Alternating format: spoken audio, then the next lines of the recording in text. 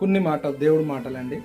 పరిశుద్ధ గ్రంథంలో సామెతలు 4వ అధ్యాయం 23వ వచనం అండి. చూడండి, నీ హృదయము నుండి జీవాధారమును బయలుదేరును, కాబట్టి అన్నిటికంటే ముఖ్యంగా నీ హృదయమును భద్రంగా కాపాడుకోనుము.